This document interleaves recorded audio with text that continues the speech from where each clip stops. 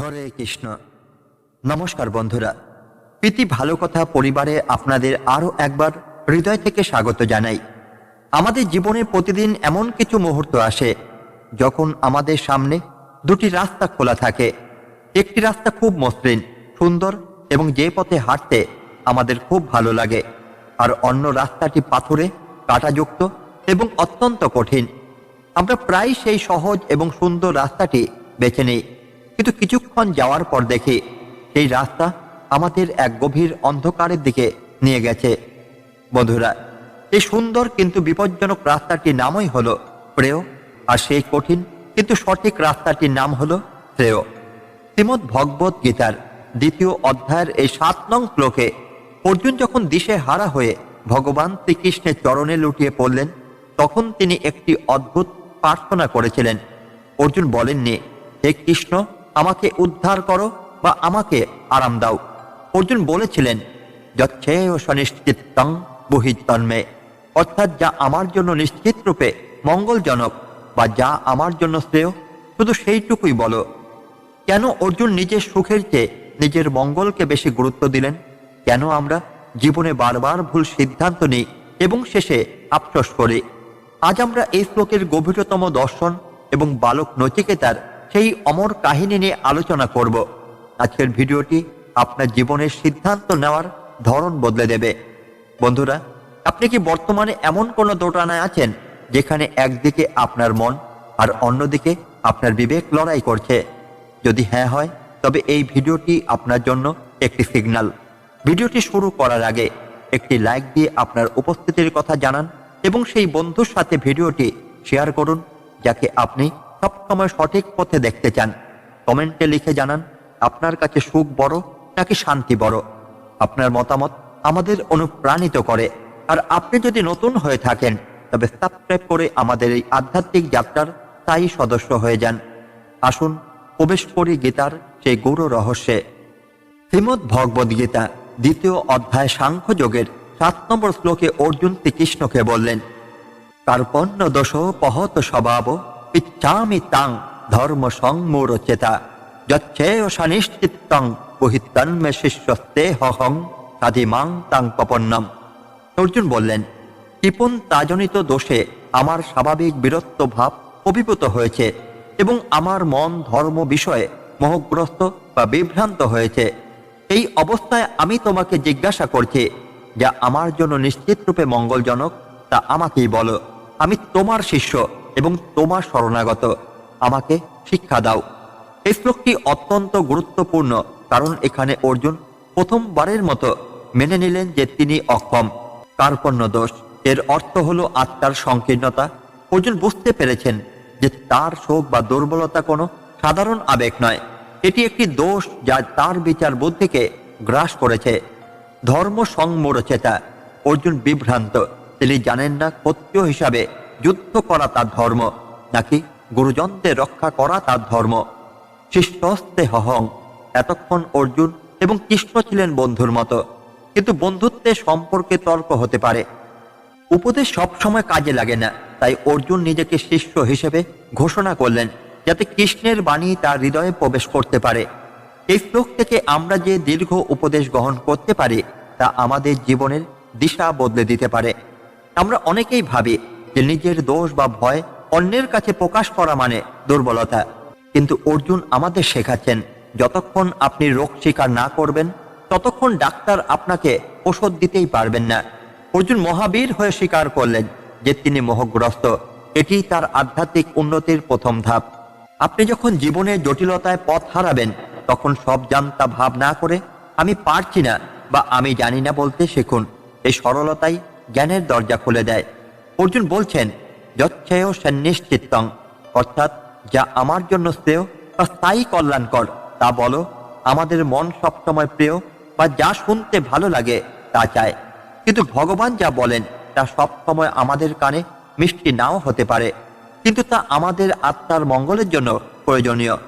জীবনে উপদেশ নেওয়ার সময় এমন মানুষের কাছে যান যিনি আপনাকে সত্য বলবেন, মিষ্টি কথা বলে আপনার ভুলকে প্রশ্রয় দেবেন না। অর্জুন বুঝতে পেরেছিলেন যে তার নিজের বুদ্ধি তাকে শুধু গোলক ধাঁধায় ঘোরাচ্ছে, যখন যুক্তি ব্যর্থ হয় তখন ভক্তি ও বিশ্বাসের প্রয়োজন হয়। শিষ্যস্তে হহং সাধিমাং তাং পপন্নম। এই বাক্যটি হলো পরম ত্যাগের মন্ত্র। এর অর্থ হলো, হে কৃষ্ণ, এখন থেকে আমার ভালো মন্দের দায়িত্ব তোমার। জীবনে একজন সৎ পথ প্রদর্শক বা গুরুর প্রয়োজন তখনই হয় যখন আমরা জীবনের বড় কোনো সিদ্ধান্তের সামনে দাঁড়িয়ে দিশেহারা হয়ে পড়ি। নিজের অহংকার বিসর্জন দিয়ে শরণাগত হতে পারাই হলো শ্রেষ্ঠ বীরত্ব। অর্জুন তার স্বভাব হারিয়ে ফেলেছিলেন। একে বলা হয় কার্পণ্য দোষ।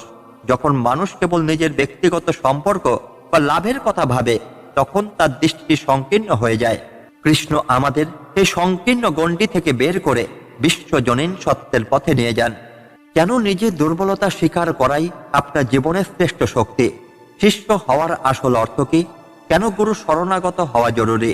ধর্ম সংকট থেকে মুক্তির উপায়।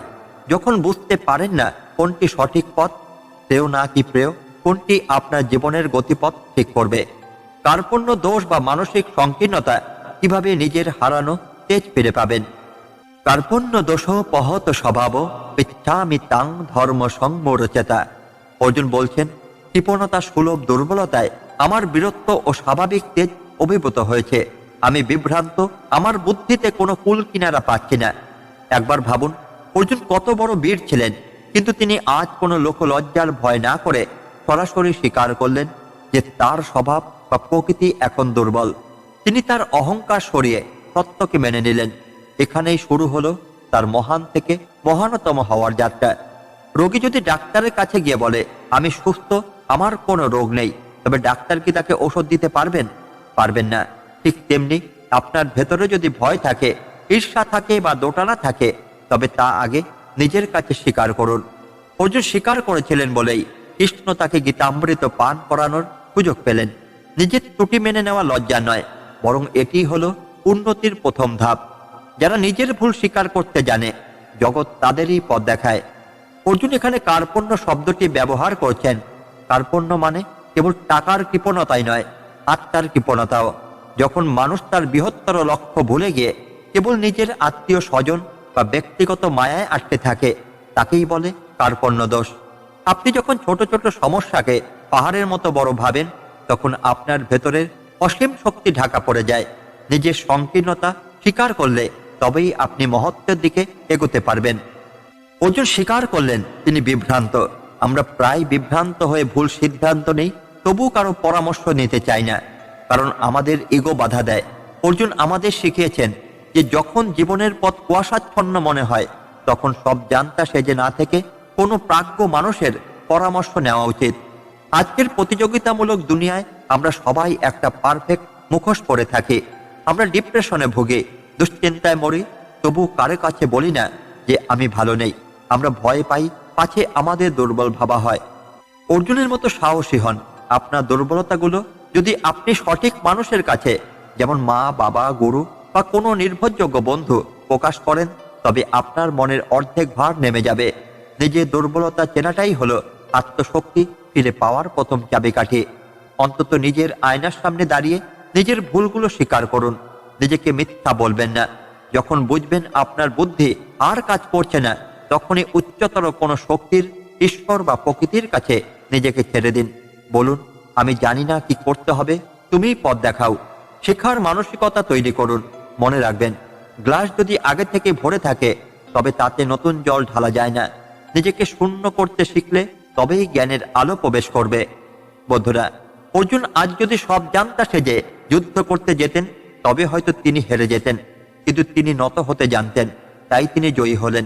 আপনার দুর্বলতাই আপনার শক্তির উৎস হতে পারে, যদি আপনি তা স্বীকার করার সাহস রাখেন। মনে রাখবেন, নত হওয়া মানে হেরে যাওয়া নয়, বরং সঠিক পথে চলার জন্য নিজের অহংকার বিসর্জন দেওয়া।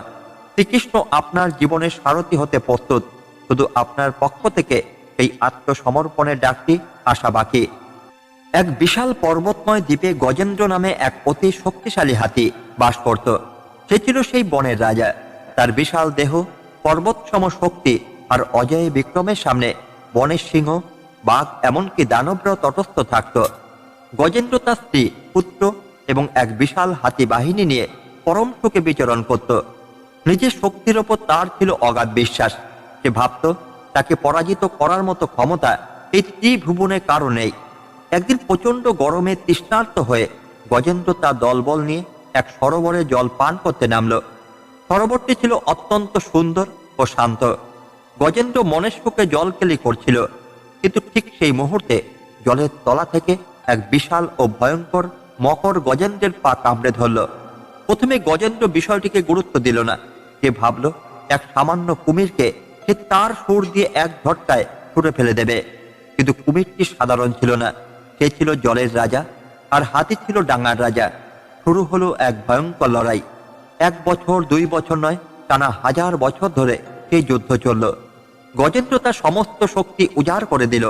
তার স্ত্রী পুত্ররা ডাঙায় দাঁড়িয়ে চিৎকার করতে লাগলো, তাকে সাহায্য করার চেষ্টা করলো, কিন্তু জলের ভেতরে কুমিরের শক্তির সামনে সবাই ব্যর্থ হলো।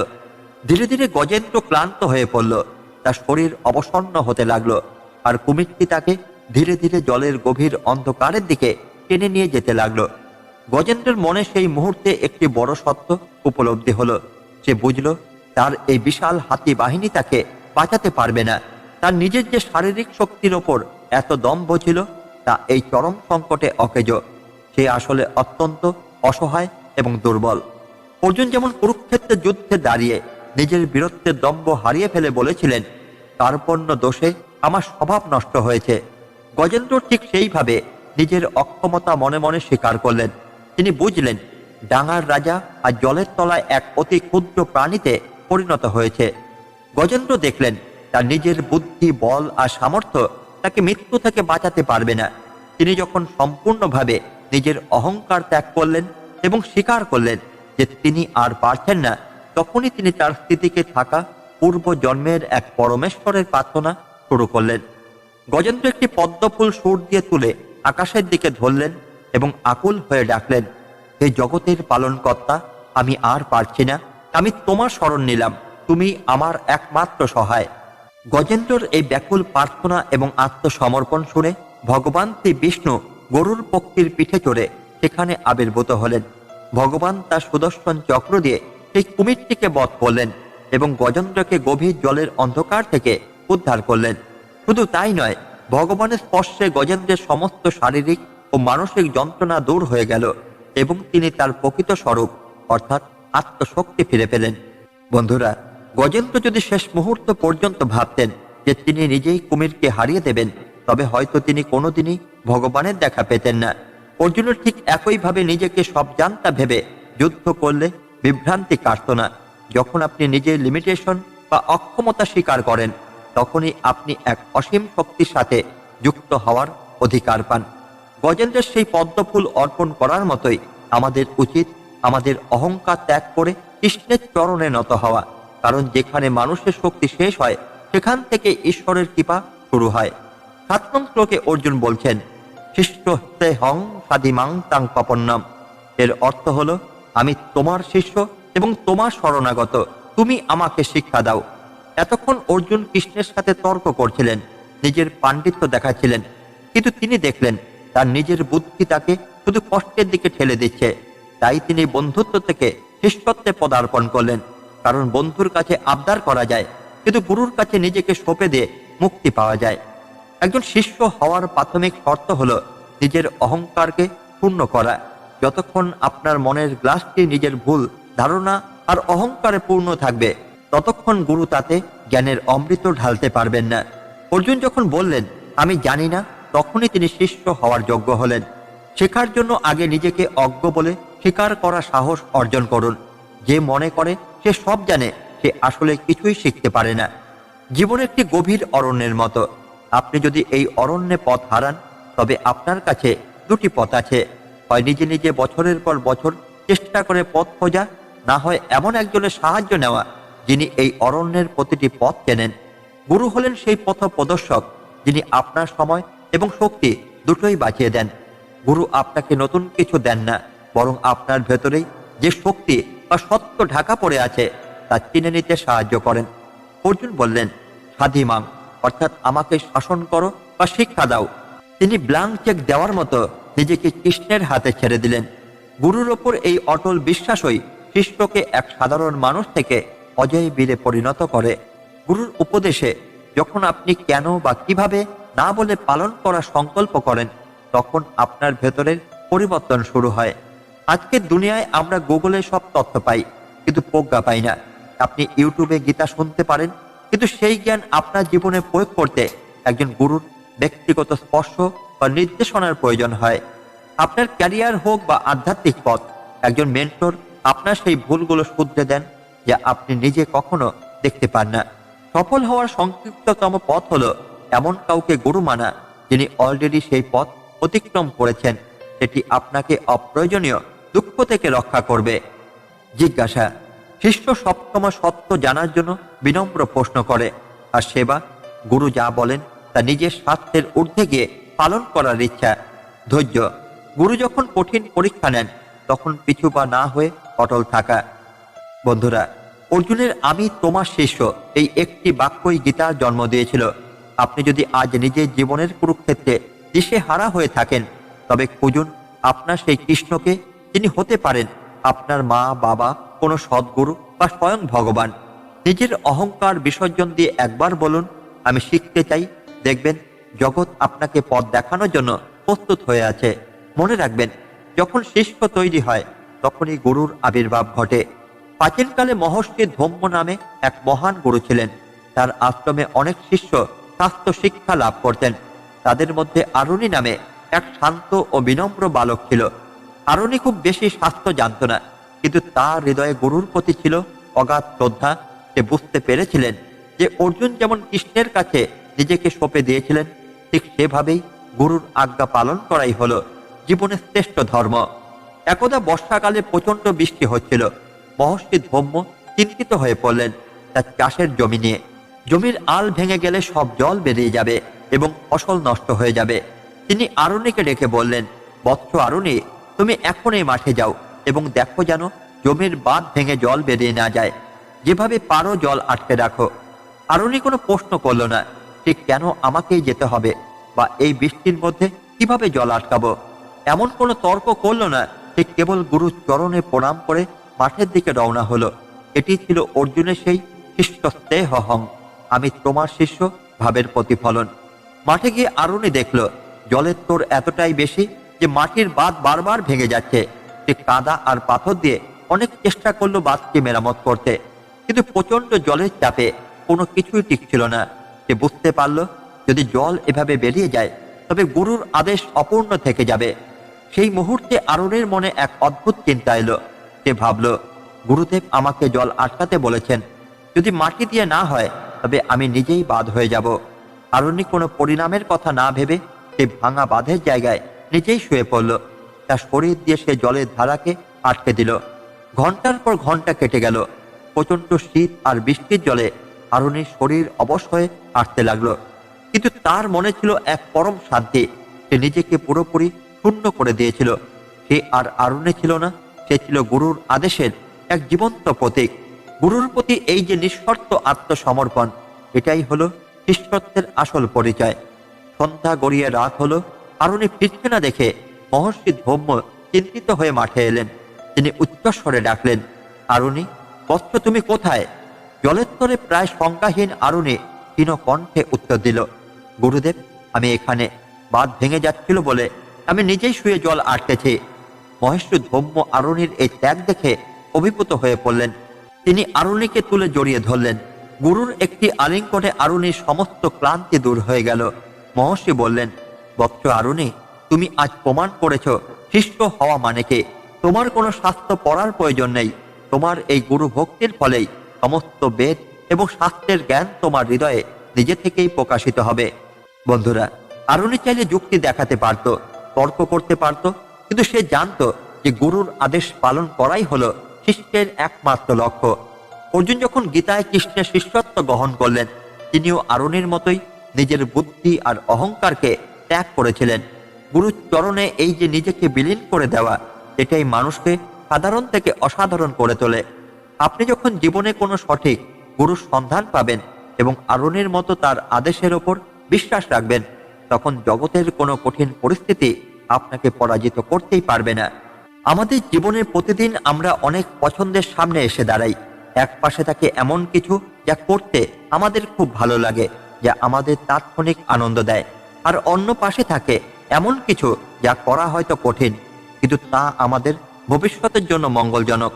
কঠিন এই জীবন যুদ্ধে আমরা প্রায় ভুল পথটি বেছে নিই, কারণ আমরা শ্রেয় এবং প্রেয়র পার্থক্য বুঝি না। 7 নং শ্লোকে অর্জুন যখন দিশেহারা, তখন তিনি শ্রীকৃষ্ণকে একটি বিশেষ শব্দ বলেছিলেন, যচ্ছেয়। আজ আমরা জানব কেন এই একটি শব্দ আপনার জীবনের ভাগ্য বদলে দিতে পারে। যচ্ছেয় সান্নিশ্চিত্তং বহিত্তন্মে, অর্থাৎ যা আমার জন্য নিশ্চিত রূপে মঙ্গলজনক, দয়া করে তুমি আমাকে কেবল সেইটুকুই বলো।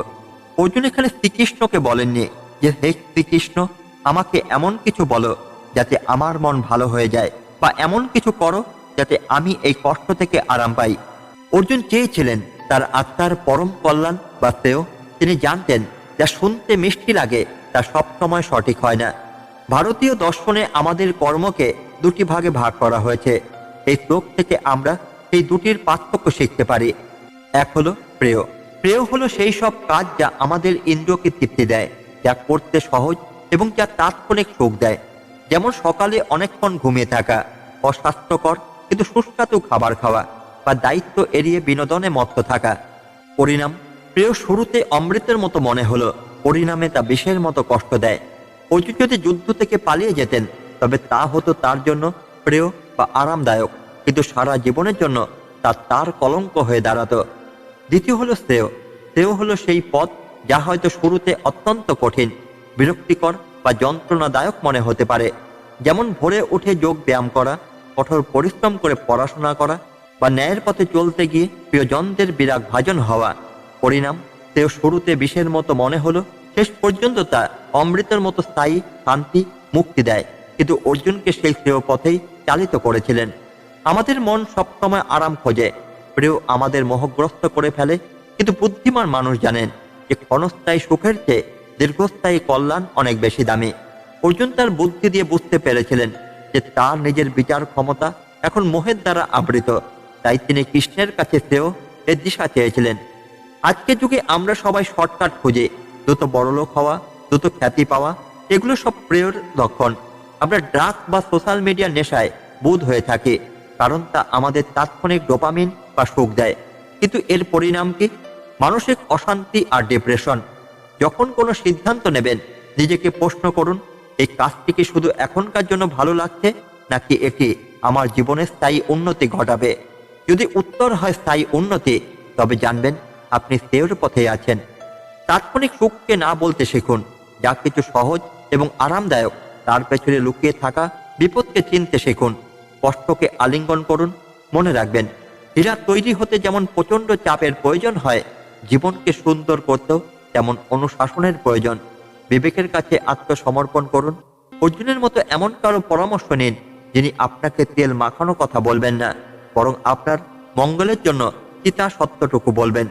বন্ধুরা, অর্জুনের যচ্ছেয় প্রার্থনাটি ছিল তার জীবনের শ্রেষ্ঠ মোড়। আমরা যদি প্রতিদিন সকালে উঠে ভগবানের কাছে বা নিজের বিবেকের কাছে প্রার্থনা করি, হে প্রভু, আজ আমাকে সেই পথে চালিত করো যা আমার জন্য শ্রেয় বা মঙ্গলজনক, তবে আমাদের জীবনে আর কোনো আফসোস থাকবে না। মনে রাখবেন, প্রেয় আপনাকে ভিড়ের অংশ বানাবে, কিন্তু শ্রেয় আপনাকে অনন্য করে তুলবে। অর্জুন যখন শ্রেয় চাইলেন, তখন কৃষ্ণ কি সাথে সাথেই উত্তর দিলেন? না, তিনি অর্জুনকে আরো গভীরভাবে পর্যবেক্ষণ করলেন। কেন অর্জুন মনে করেছিলেন যুদ্ধ না করাটাই ধর্মের পথ? প্রাচীনকালে নচিকেতা নামে এক ছোট্ট বালক ছিল। তার পিতা মহর্ষি বাজস্রবা এক যজ্ঞের পর বৃদ্ধ ও রুগ্ন গাভী দান করেছিলেন। পিতার এই লোক দেখানো দান, যা আধ্যাত্মিকভাবে ভুল ছিল, দেখে নচিকেতা তাকে শুধরে দিতে চাইলেন। রাগের মাথায় পিতা নচিকেতাকে বললেন, তোমাকে আমি যমরাজকে, মৃত্যুর দেবতাকে দান করলাম। পিতৃভক্তি পালনের জন্য নচিকেতা সরাসরি যমপুরীতে চলে গেলেন। নচিকেতা যখন যমরাজের প্রাসাদে পৌঁছালেন, তখন যমরাজ বাড়িতে ছিলেন না। নচিকেতা 3 দিন অনাহারে সেখানে অপেক্ষা করলেন। যমরাজ ফিরে এসে এক ব্রাহ্মণ বালককে ক্ষুধার্ত অবস্থায় দেখে দুঃখিত হলেন এবং ক্ষতিপূরণ হিসাবে নচিকেতাকে 3টি বর দিতে চাইলেন। নচিকেতা প্রথম 2টি বরে তার পিতার শান্তি এবং অগ্নিবিদ্যার জ্ঞান চাইলেন, কিন্তু 3য় বরে তিনি এক গভীর প্রশ্ন করলেন, হে যমরাজ, মৃত্যুর পর মানুষের কি হয়? কেউ বলে আত্মা থাকে, কেউ বলে থাকে না। আপনি আমাকে এই আত্মজ্ঞান প্রদান করুন। যমরাজ নচিকেতাকে পরীক্ষা করতে চাইলেন। তিনি জানতেন আত্মজ্ঞান বা শ্রেয় লাভ করা অত্যন্ত কঠিন। তিনি নচিকেতাকে প্রলুব্ধ করতে চাইলেন প্রিয় বা জাগতিক সুখের ডালি দিয়ে। যমরাজ বললেন, নচিকেতা, তুমি পরম জ্ঞানের বদলে পৃথিবীর সমস্ত ধন সম্পদ চেয়ে নাও। আমি তোমাকে শতবর্ষ আয়ু সম্পন্ন পুত্র পৌত্র দেব, বিশাল সাম্রাজ্য দেব, স্বর্গের অপ্সরাদের দেব, যাদের মানুষ কোনোদিন পায়নি। তুমি মরণশীল মানুষের অতীত সব ভোগ বিলাস নাও, কিন্তু ওই গুরু প্রশ্নটি করো না। এখানে নচিকেতার সামনে এক বিশাল প্রিয় অর্থাৎ তাৎক্ষণিক সুখের হাতছানি। সাধারণ মানুষ হলে হয়তো রাজ্য আর ভোগের লোভে নিজের উদ্দেশ্য ভুলে যেত, কিন্তু বালক নচিকেতা ছিলেন চিরপজ্ঞ। তিনি যমরাজকে বিনম্রভাবে বললেন, হে যমরাজ, এই সম্পূর্ণ নারী আর দীর্ঘ আয়ু এ সবই ক্ষণস্থায়ী। কাল যা আছে পরশু তা থাকবে না। ভোগ করলে মানুষের ইন্দ্রগুলো তেজ ক্ষয় হয়। আপনি যে ঐশ্বর্যের কথা বলছেন তা শেষ পর্যন্ত মৃত্যুই কেড়ে নেয়। তাই আমি সেই সব দিয়ে কি করব? আমি কেবল সেই শ্রেয় বা পরম সত্যই জানতে চাই, যা মানুষের অমৃতত্ব লাভ করায়। নচিকেতা স্পষ্ট বুঝিয়ে দিলেন যে প্রেয় হলো মায়ার বাঁধন আর শ্রেয় হলো মুক্তির পথ। তিনি অর্জুনের মতো কেবল সেই পথটি বেছে নিলেন যা নিশ্চিত রূপে মঙ্গলজনক। নচিকেতার এই স্থিরতা দেখে যমরাজ অত্যন্ত সন্তুষ্ট হলেন। তিনি বললেন, হে নচিকেতা, এই জগতে দুটি পথ আছে, একটি শ্রেয় এবং অন্যটি প্রেয়। যারা মর্কট বা মূর্খ তারা প্রেয়স পথে গিয়ে বারবার জন্ম মৃত্যুর চক্রে আবদ্ধ হয়। কিন্তু তুমি বুদ্ধিমান, কারণ তুমি প্রলোভন ত্যাগ করে শ্রেয়কে বেছে নিয়েছ। এরপর যমরাজ নচিকেতাকে ব্রহ্মবিদ্যার গুরু রহস্য দান করলেন। বন্ধুরা, নচিকেতা যদি সেদিন যমরাজের দেওয়া রাজ্য আর ধন সম্পদ গ্রহণ করতেন, তবে আজ আমরা তাকে চিনতাম না। তিনি তার তাৎক্ষণিক সুখ বা প্রেয় বিসর্জন দিয়েছিলেন বলেই আজ তিনি অমর। অর্জুনও ঠিক সেইভাবে কৃষ্ণের কাছে প্রিয় বা আরাম চাননি। তিনি চেয়েছিলেন তার আত্মার মুক্তি বা শ্রেয়। আমাদের জীবনে প্রতিদিন যমরাজের সেই প্রলোভন আসে, কখনো অলসতা, কখনো লোভ, কখনো বা অনৈতিক পথ। সেই সময় নচিকেতার কথা মনে করুন, কঠিন পথকে বেছে নিন, যদি তা আপনার জন্য শ্রেয় হয়, কারণ ত্যাগের মাধ্যমেই অমৃতত্ব লাভ করা যায়। বন্ধুরা, আজ আমরা 7 নং শ্লোকের এই আলোচনার মাধ্যমে জীবনের এক চরম সত্যের মুখোমুখি হলাম। আমরা শিখলাম যে যা আমাদের কানে মিষ্টি লাগে তা সবসময় আমাদের আত্মার জন্য ভালো নাও হতে পারে। অর্জুন যদি সেদিন কেবল নিজের মনের কথা শুনতেন, তবে তিনি হয়তো যুদ্ধক্ষেত্র থেকে পালিয়ে গিয়ে সাময়িক শান্তি পেতেন, কিন্তু তার জীবনের আসল উদ্দেশ্য বা শ্রেয় অপূর্ণ থেকে যেত। নচিকেতার কাহিনী আমাদের মনে করিয়ে দেয় যে প্রলোভন সবসময় আমাদের দরজায় করা নাড়বে, আমাদের প্রিয় বা ক্ষণস্থায়ী সুখের হাতছানি দেবে। কিন্তু প্রকৃত বীর এবং বুদ্ধিমান মানুষ তিনি, যিনি কঠিন হওয়া সত্ত্বেও শ্রেয় বা চিরস্থায়ী মঙ্গলের পথটি বেছে নেন। মনে রাখবেন, আজকে ছোট ছোট ত্যাগই কালকের মহান সাফল্যের ভিত্তি তৈরি করে। যদি আজকের এই আলোচনা আপনার জীবনের কোনো কঠিন সিদ্ধান্ত নিতে সাহস যোগায়, তবে ভিডিওটিতে একটি লাইক দিতে ভুলবেন না। আপনাদের একটি লাইক আমাদের এই গীতার অমৃতবাণী আরো হাজার মানুষের কাছে পৌঁছে দিতে সাহায্য করে।